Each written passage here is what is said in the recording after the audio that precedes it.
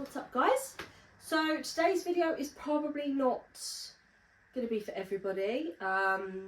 Not everybody has breastfed or wants to breastfeed, and I completely understand that this isn't going to be for everyone, but target audience I want to reach, even if it is small. I just feel quite passionate about this subject. I'm in no way, shape or form at all an expert in breastfeeding, but I just wanted to share my personal journey with it, and just how I found it, and any advice maybe, or my experience as a whole could help people, and that's really what I want today's video to be about. So I guess the place I should start will be the beginning of the journey of before I even fell pregnant. I don't come from a family of breastfeeders. I literally have one friend that breastfed, but if we're going sort of further back at the time, I didn't know anyone who breastfed. I had no advice or guidance or just anything at all. I just personally am the sort of person that always wants to try things out. If it isn't going to work, is it not going to work? I knew all the health benefits of breastfeeding, and it was probably just only from my own research, I suppose. There is nothing wrong with formula feeding. I always said to myself, if I get pregnant and the breastfeeding doesn't work out, I'll just formula feed, it's fine, no pressure. And that's always just how I sort of looked at it. And then when I fell pregnant, sort of same thing. I probably did even more reading about breastfeeding because I was like, now here's the time. I'm pregnant, am I still going to want to do this? And just felt really passionate and comfortable with the idea of giving it a real good go. Towards, I suppose, halfway through my pregnancy, I was really ramping into research about colostrum, which didn't have a clue what on earth any of this was. And I even tried, I got all of the stuff, bought all of the stuff, tried collecting the colostrum, because again, the benefits, etc. And I thought, I can have a little freezer stash of it and all this stuff, and I just couldn't do it. It just did not work. I could not, I did everything. I did like the hand pumping where you massage your breasts with the heat and all of that was meant to make it flow. Didn't happen. I knew there was stuff there because I would get like the tiniest little bit of liquid coming out, but it was barely a drop. So, and I guess looking back at that now, and I'll talk about that now, I think, because advice I would give anyone on the colostrum side is don't put pressure on that. I watched so many videos of women producing so much colostrum, and I'm just looking at myself thinking I'm not, and okay, does this mean my milk's not going to come in, or I'm not going to have enough milk? And your brain goes to places it shouldn't. And looking back at it now, as great as that is, and I would love to, if I get pregnant again, I would love to give that another go. But at the same time, my advice to people is, if you want to give it a go, fine, but please, when I carry on with the rest of the journey, you'll see what I mean. Don't let that, negative experience, if you have like me, make you feel like you're not going to produce milk, and your whole journey is over before it's even started, because it is far, far, far, far from the truth. And that's my personal experience on it. So when my one was born, I didn't have any support. I didn't have anybody that was there on hand to help. My personal experience, and again, I just need to stress this is my personal experience in the hospital, I was not supported by the midwives. Only one, I would say, was very supportive of the breastfeeding. All the others were, in my opinion, a little bit anti. That was my experience. They were all very quick, to jump at formula feeding. Very, very quick too. The moment she'd really cry and was really upset, they immediately, would jump to, she's hungry, she needs formula, and it was just really hard because, I'm learning something I've never done before. You're in an environment where you feel like you're going to get the best support possible. And I personally, as I said, in my experience, did not receive that care. And it was really hard. I did have you know, and I'll probably do a different video on my whole birth journey, but I had an emergency C-section, which I don't think helped. I really don't, because, you know, you're near enough crippled to the point, and I couldn't even physically get out of the bed to pick her up, to put her on, to latch her, and you're learning this whole new skill, basically, and it looks easier. It looks easier from afar than when you're in it. You just think, oh, you're just plonking your baby on your boob, you know, she'll just, you know, get on and that's it. It just doesn't work like that. And I found one side so much easier than the other. And I think, again, now I know what I know, that's really common, but I didn't know that at the time. You know, so I thought something was wrong with one side and all this, and my head just went to these negative places. And I won't lie, you know, the time I was in hospital and I sat and just thought, am I going to be able to do this? I'm not the strongest of people. I can barely stick to a diet. I barely stick to anything. I am one of those people, and I really want to work on that, where I try something and then I'm very quick to give up, and I hate that about myself. And I think because of that, I don't know, I think looking at her as well, and I just thought, I don't want to be that person. I want to try my best for her. So on coming home, you know, I was waiting around for the milk to come in, and when you have an emergency C-section or C-section in general, it takes your body longer to register that you've had a baby. But I think it was I do think it was actually day 5 that my milk did actually come in, and I just remember having her on me. I was losing the will at this point. I had like 0 sleep. New mamas or mamas that have done this, you know, sleep deprivation is just definitely a form of torture, and I get why that was a form of torture back in the Victorian days. But I think a mix of that, and she was constantly on me. I was like, is the milk coming? Is it not? Like, you know, again, your head goes to all these places, and you know, you assume. And I was crying consistently, and you know, anyone who saw me would think, wow, why are you doing this to yourself? Why are you doing this? And thankfully I had one friend who was a breastfeeder at that moment in time, who, you know, could give me a little bit of advice, because I genuinely didn't have any support system. And on day 5, milk actually came in, and I remember it. I remember sitting on this chair, which is actually one of the main reasons I came into my little one's room to do this video, because I just have that memory, and I still remember it now. And I was on this chair. I was with my friend, I'm just talking about then, and Skylar was feeding, and I just remember having a moment of just pure, just fear, anxiety, just all these different emotions come over me, and while she was on me, and I felt really full that morning, like really full, like uncomfortably full, and I hadn't had that prior. And as these feelings and thoughts and all this are going through, and I'm really emotional, and I look down at her, and I just, you know, feel all these emotions. The other side, I just looked down, so I felt wet, and I looked down, and there was just, like, on my nightdress, just milk, like, gushing, just, like, all down my dress. And I was like, oh my God, like, is this it? Is this my milk? Is my milk there? And I had a hacker pump, and again, a lot of people don't know about this either, and this is all from my own research. My friend didn't even use any of this, so this was, you know, all on me, and I'm so glad I got one. I recommend anyone to buy one. They are the cheapest of things. I think the one I got was about £12. I got it from Amazon, and as she carried on feeding, I placed it onto the other side, and I remember seeing just this.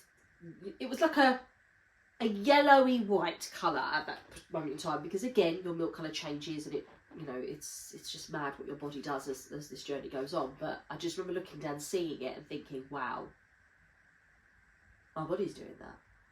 And all of that, you know, anxiety of milk not coming in, and, you know, she's getting enough. It's just the biggest, you know, taboo that's, you know, over the whole breastfeeding, that women's milk doesn't come in, and, you know, all this, and everyone puts this fear in you. And actually, if you do your research, statistically, it's not the case for the majority of women if you do actually stick with it.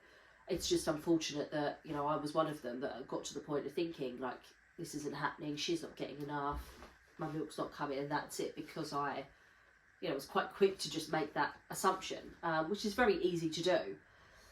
And I just took it away, and I looked at this, you know, I looked at the milk that was in the hacker, and I just thought, wow, okay, this is amazing. And I had that moment there of like, right, I'm gonna, you know, keep going.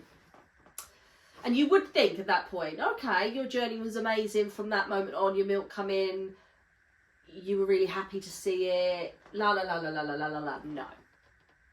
No, let me tell you, it was not like that at all. And it's been a roller coaster. I found the first 3 months just so unbelievably tough. Even with the milk being there, you know, the cluster feed, and again, not all babies cluster feed, but no matter what, when they're newborn, they need more milk. And I just was struggling with the lack of sleep, the night feeds, the constant need for me. You know, I guess I just felt that overwhelming feeling of just, it's all on me, you know, like my other half couldn't do anything, this is all on me. And you go from, especially the first time round, you know, being a first time mum, you've obviously got to adjust to parenting, you know, regardless, you are giving up yourself and you lose yourself, let alone with the breastfeeding, with that, you know, constant need for you. And it's all well and good, people say you get this bond and it's amazing, and I didn't have this immediately. And I do think, obviously, you know, the more I do reflect, there was a lot more to it with the bond with the breastfeeding. There was a lot more to why we struggled. But looking back, I don't know how I did keep going, because in that first, you know, few months, as I said, it felt a bit like torture. And a lot of people are going to now look at this and go, what is wrong with you? Like, girl, there's formula. You know, the day and age we're in now, why did you carry on? No one's making you, and no one was making me. You know, my partner was so supportive. He was just, you do whatever the hell you need to do. I just felt I wanted to do it. I just wanted to do it for her. I knew it was the best thing for her, and that's my personal opinion on it. So as the few months sort of kind of ticked over, I sort of said, right, I've got the latch, you know, and don't get me wrong, there was a lot of ups and downs with that. You know, I was very close to mastitis. I can't say the word, mastitis. On one side, I bought nipple shields, which FYI, I also recommend those because it saved my nipple. One side I got down to a T, it was great. And I could have, don't get me wrong, you can just feed on one side, so you can choose if you wish to, you know, at any point, I'm just going to feed on one side, stop on the other. But I again, it's like, no, I really want to try this. I was really trying to prove a point to myself. I wasn't doing it for anyone else, it was me.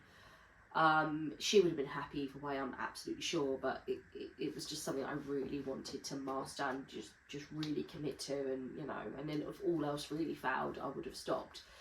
But again, nipple shields, definitely on the list. And the cluster feeding was sort of up and down through growth spurts and, you know, all the rest of it. Sometimes she would fuss and she would cry, she would scream, and, you know, again, you just sit and think, what the hell? She was a spit up baby, so again, looking back, it's probably why a lot of times she'd cry, so she's probably a little bit uncomfortable, and, you know, all these things I now know, and I really, really, really, really wish I knew at the time. I probably would have been a little less stressed, but the lack of sleep is probably, I think, the main reason why I struggled so much. I genuinely think that is what it was. So, got through those sort of few months and thought, right, I'm doing it. You know, it's hard, but I'm doing it. I'm going to do it till 6 months. I'm halfway through, I'm going to do it another 3 months, and, you know, we'll start the weaning journey, and then, you know, we'll switch to formula for a bit, you know, and go from there. And I don't know when it happened, but it must have been when she was about, I don't know, 4 or 5 months old. Everything just started to just click like that. Everything was easier. She would feed less. My latch was spot on both sides. I managed to remove the shield so she could feed that side. I had no problems. She didn't fuss as much. She didn't feed for as long. She wasn't on me like an hour at a time. You know, there were a lot quicker feeds. You know, they were like 20-minute feeds. And I just found, you know, going out in public, which can be really intimidating for breastfeeding, you know, especially in the beginning when they're really small and you don't know what you're doing and the crying and fussing. A lot of the time I just stayed home. I found that easier when I went out. And I wasn't as bothered about people watching, because they do. They do. And I'm just going to be really honest, they do. And you need to be prepared for that. And then I just sat and thought, do I really want to stop in a month? Do I really want to end this? I'm starting to feel a bit of a connection with her, and she'd kind of grin at me when she'd feed, and you know, that want for me actually wasn't annoying anymore. It wasn't this burden. It wasn't this, oh no, I just want to, you know, a minute to myself. It was it was just a connection that I started to then build. And that's when, it just clicked. You know, all of a sudden I thought, no, I don't want to stop. I'm gonna feed her for the year. You know, I'm gonna do this. I'm gonna do another 6 months. You know, and I think that's the important thing and important advice I have to give to anyone. Don't put pressure on yourself to commit to certain time. If you do a month, well done, you've done a month. If you do 2 months to 3 months, whatever, you know, where I'm saying I've gone from, you know, 0 to 6 months, 6 months to 12. You do whatever increment you want. Don't put pressure on it, or go with the flow and just, you know, see where it takes you. But that's where I was, and you know, where I started to feel a lot more comfortable, confident, a bit more content. I still didn't feel like me. I mean, that's a whole other conversation in itself, the postpartum. Yeah, that's a whole other topic. But in terms of the breastfeeding, we were there. So we got to 6 months, and again, even easier, you know, she was dropping feeds at this point as well, which meant, you know, when she was 6 months, I started to have more blocks of sleep at night, which was lovely. And yeah, less feeds in the day. My weaning journey with her from the beginning was actually very good, so I do think that definitely helped. She stopped, the moment we started weaning, she did stop spitting up. So everything I'd, you know, been told, I wasn't, you know, because people put negative thoughts in your head. Oh, maybe she's allergic to something and it's something in your milk. You know, you're very quick to go, oh, let me cut out dairy, let me cut out this. When the moment we started weaning her, she was fine. So it purely was simply where some babies' guts, where they're all very, you know, they're all very, you know, sensitive. They need to mature, and some, you know, really do need a bit more time than others, and some need the food to actually start to help. And that is what happened with her. So that also helped as well. And then our journey went on, and then I think when she was about 8 months, 8-9 months, I started to get really, really confident and comfortable breastfeeding in public, to the point where I was like, I don't need no cover up. I don't need a muslin. I don't want to cover her. I felt horrible doing it to her, because I always just felt like I was like hiding her away from the world, and you know, she's just eating. Why should she be completely cut off from everything? And also it's quite claustrophobic, and I don't know, the more I sort of peep in at her, I just felt really bad for her. So at this point, I just completely stopped that. I would just whip it out, and it felt so good. It felt exhilarating. I don't know. It just, my whole view, my aspect of everything just changed. And I couldn't believe I'd got that far. I couldn't believe I went from absolutely hating it to just it being the best thing I've ever done, like the best thing I'd ever done. And that was when I just said, no, I'm not putting a time frame anymore. I'm going to keep feeding her, and I'll see where we go. You know, and if she stops, then obviously that's it. And if it gets to a point where she doesn't, and I'm ready to wean, then that's what I'll do. But I'm not done at a year. You know, I'm going to keep this going. And then when Skylar, she started to cut teeth just before she was 1, and she did the odd bite, and that was not nice. I won't lie. She didn't do it a lot, but she did it every now and again, and I did get a little bit, like, whenever I'd go to latch her, I was like, oh no, she's gonna bite me, oh god, like, you know, that's where it was. And even now I look back and think, yeah, like the gnashes she has now, woo, yeah, that wouldn't have been good. Never made me bleed or anything, probably very close to, but she didn't do it enough, she, you know, and she understood when I sort of say no and take her off, and, you know, she kind of knew, oh, okay, I can't buy it, even though she would still do it again, like, she wouldn't in that moment.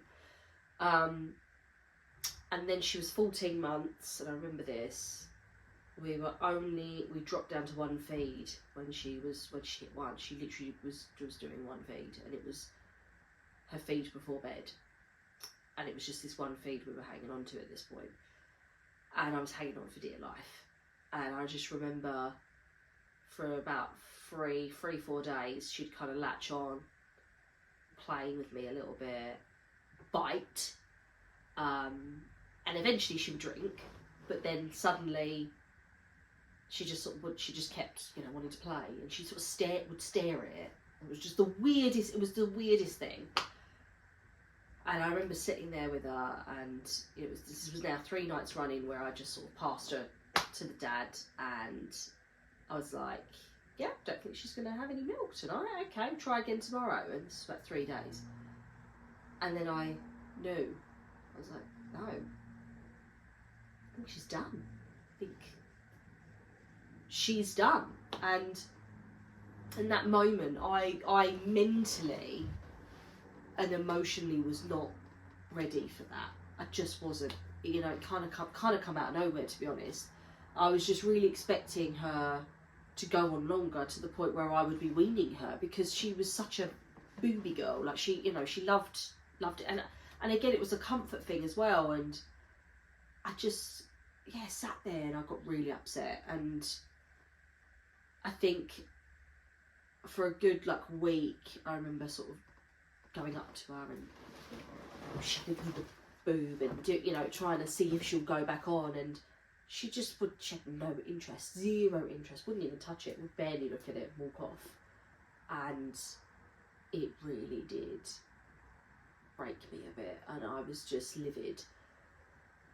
And then obviously as your milk dries up, your hormones, and no one tells you this, your hormones again start to get ropey. They were nowhere near what they were at birth, don't get me wrong, nowhere near that level, but enough for me to be a bit emotional. And yeah, it just took me months to just kind of get over, okay, that's it. Like, I should be thankful that she's chosen to give up. I haven't had to wean her, and I've got my body back, and, you know, and all this stuff.